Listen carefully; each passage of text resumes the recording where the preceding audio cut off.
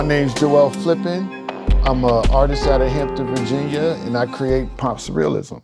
So the reason I do art, specifically the reason I create pop surrealism, is to inspire people of color to be able to do something different. You know, paint something different, paint something crazy, do what's in their head. You know, don't try to follow a certain path. So that's my main focus. Create stories. The materials I like to use is acrylic. My favorite acrylic paint is Liquitex Professional Soft Body, but I use all acrylics. I use a lot of golden.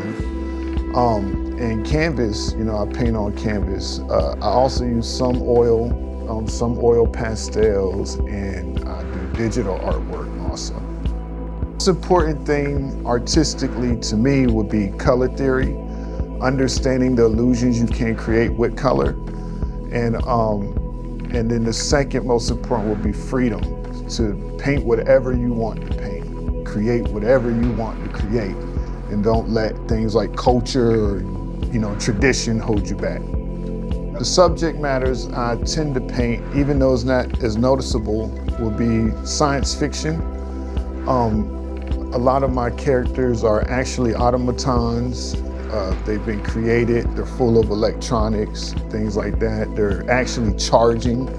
If you look at them, most of them are sitting down. They're sitting on a charger. So not all of them, but most of them are. So yeah, it's science fiction. So what the automatons mean to me when I first began painting them is the idea of how people react to something humans created. So let's say somebody creates a computer. One group of people would think it's the greatest gift to man. The other group of people would think it's evil. So behind all of my automatons, there's a story, and there's a war between people who love them, people who hate them, and people who are generally neutral. Why it's important for me to paint people of color is because, you know, if you look at the art scene, everything is just general culture. It's like the same, you know what I mean? Like surrealism alone is very rare. So I just wanted to inspire people to get out that box, because I know the creativity is there. Like I wish more graffiti artists did fine canvas art, because they're outside of the box. You know, the things they paint is aliens, is insanity. So I wanted to bring that to the canvas, and I want people to see and get inspired. I want the virus to spread, you know? Somebody's gonna copy me. You know, somebody's going to, that's the truth, and it's gonna spread, and they're gonna do it, then somebody gonna copy them, and it's gonna spread. I just wanted to break up the monotony of what is, you know, our general culture that exists right now. It's just so much of it's the same. Just wanna see something different. I tend to put most of my characters in small spaces. Small rooms, tight shots, you know, a tight portrait. Because they've normally been found. In the story of them, they have a creator, and he's long gone. And so they're just now being found. So like, maybe you'll show the shot later, but in that one, 2 Octobers in her offerings, she got pulled out of a flood. So the creator who's creating them is present, he's now. So it'll be in the future. And so they're getting found, and they're getting set in certain places, normally in rooms. You know, they're large automaton. So, and some of them are being worshiped, some of them are hated. And, you know, with the exception of a few of them, they're all inside in a tight space. I came up with the idea basically because it was inspired by AI, by what's coming, you know, the vast, quick movement of technology today. And I just imagined what it'll be like if society now ended and somebody started finding these things thousands of years from now. You know, would they love them? Would they hate them? Both, you know. So, you know, imagine somebody finds a working IBM computer, or, you know, 1,000 years from now. And then they find a even more recent one 1,000 years from now, and they could and it got AI on it. They could talk to it and chat to it. So what kind of stories would come from that? So I always thought number 42, or not, the answer to your question is 42. How they built that giant robot in The Hitchhiker's Guide to the Galaxy. They built that giant robot. What if those societies die and then somebody finds that giant robot a million years down the road?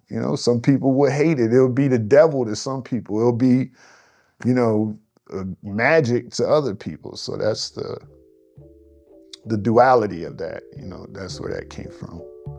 I have a reoccurring theme in my painting, the clocks, and what they represent was a while ago, when I was younger, in my 20s, I had some mental health issues that landed me in a institution, whatever, behavioral health center, right? And so at 7:30, we had our drawing time or our creative time, whatever. So every day at 7, like I couldn't wait till 7:30. It was like, if at 7:30 I wasn't in the rec, the place where we create the creativity room, the craft room, then I was getting mad, I was getting angry. But so that was the first place I sold a drawing. It was a drawing of the Joker. And I sold it for $20, and that was the first time I decided I could be an artist, right? So in the art, 7:30 represents the time they come on. So these automatons are off all day. And then at 7:30, they come on, they stay on for an hour, then they shut off. Yeah, so that's what the clock is. I was really artistic as a child. I first ever drew anything with one of my neighbor's son. He was 17 and he used to draw motorcycles. So I started copying him. And then after that, I started drawing sneakers, Bart Simpson, the Ninja Turtles, stuff like that. And then I stopped around 8 and never drew again until that instance in the behavioral health center. And so after that, I still went a long time without drawing until I went to jail. And that's where I first made a business of it. I was doing tattoo designs and stuff like that. And so I used to keep a full bin full of food and noodles from drawing stationaries and stuff like that for the other inmates. So yeah. And when I came out, I thought I was gonna start a greeting card company, because that was my biggest thing in jail. It was second to tattoo designs. It was like stationaries for people to send to their girls. And when I got out, that's what I thought I was gonna do, but nope, I ended up going into canvases and stuff like that. So I also did some graffiti. I used to draw a lot of graffiti. I spray painted one wall though. I ain't never do a wall, but I used to draw a lot of graffiti in my notepad, stuff like that. My journey with mental health is I've always been able to, I could see what I imagined. I could see what I imagined vividly. Right now I could see an apple and I could turn it and I could rotate it and I could see the light reflecting off it. And so sometimes that's bad. Like when you have an anxiety attack and things like that, it can get pretty serious. So I got diagnosed with schizoaffective disorder when I was 29 years old. And I'm good now. I got medicine. So, but yeah, that definitely had a lot to do with my creativity for sure. How do I get my ideas? I see them, I visualize them. I'll get inspired by somebody else or a song. Music does it a lot. And the form, I'll think of a family member or something and put them, and I'll see them. I don't necessarily see them how they look when I paint them, but the idea is there. Because now I'm on the automaton. So, now I'm like, what if this situation was an automaton? And then after that, I start, once I get that's the basic, then I start doing trial and error. I'll sketch it and start adding and taking things away until it becomes, a finished piece of work. So pretty much there's nothing else I can do to it. Oh, I'm definitely influenced by older society, like, you know, the Victorian era, you know, the era of Houdini, stuff like that, you know. I'm not sure it's Victorian. I think it's more the Edwardian era. All right, so because that's when they were practicing with technology, right? That's when they were burning their houses down, right? Trying to learn electricity and stuff like that. Like, they had the craziest inventions. They had the most insane inventions. And the idea of giving that type of power to a lot of people who, you know, frankly, weren't educated on it, and just let them trial and error their way to inventions is a lot like what I feel like is gonna happen with AI, you know? So they're gonna give great power to people and let them mess up until they come up with something. They're gonna come up with great things, but it's gonna cause some damage. Where I see myself going, I definitely want to write a book, a horror book. But as far as the art goes, I definitely want to get published.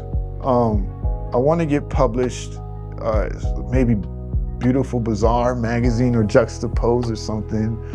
I'm not necessarily looking to make money. I just want the people to see. I want more people to get inspired, like I was talking about earlier, and get outside of their boxes. So I just want to get in front of more eyes. I want to do shows. I want to do exhibitions and stuff like that. But, you know, I don't sell them. So, and a lot of these places want to make money. So that's kind of hard. Joel Do Something Flippen on Instagram. Dr. Do Something on TikTok. That's my biggest, that's where I do the most. And Facebook. If just Google Dr. Do Something, I'm there. My SEO is intact. There's no other Dr. Do Somethings. So on the first page, I got a website, www.dosomeart.com. You are not a machine. So you don't have to stick to one path. You don't have to do what you feel like you're programmed to do. So that is my last words of inspiration. You are not a machine.